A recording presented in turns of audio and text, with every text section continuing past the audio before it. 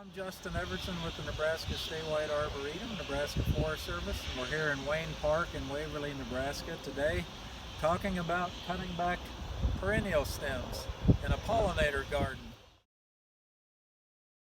Some of the tools we use in our spring cleanup here in the park, of course it depends on your own situation, but I really make a lot of use out of this Echo multi-purpose trimmer. I can put different attachments on it, and one of the most important attachments for cleaning up plants with thick stems like native grasses and perennials is a bladed attachment for the trimmer. We also have a string attachment that we use for finer cleanup, but you'll see that this is really important for tough stems. When we get a pile, I use a fork. They could sometimes call this a potato fork, and we pile the debris, last year's stems, into a pile. We might use a little bit of Roundup to spray the edges and the open spots of emerging weeds.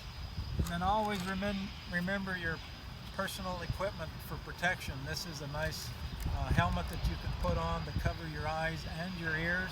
And then I like to wear gloves and heavy pants to make sure that I'm not getting injured.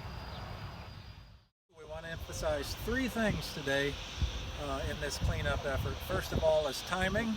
And usually we do this very late winter or early spring. It's a cool day here, early April, so now's a good time.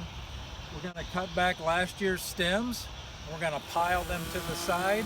If we can, let's leave a few stems, 12 to 18 inches tall, for overwintering insects. And then we're going to talk about how to deal with weed pressure coming in this spring. There are different strategies like smothering it with mulch. We could spray the edges and the open spots. We could also ignore a few weeds that don't bother anything in the middle of this path. In about 10 or 15 minutes we have this bed cut back. Depending on your personal tastes, you could trim it even further to make it look nicer, like with a mower or the string trimmer. But here in the park, we're going to leave it like this, leave it a little more rough, which benefits the pollinators more. We'll leave that pile of debris for a few weeks, but we will haul it off eventually. Hopefully some pollinators will emerge out of that as well. So there you go.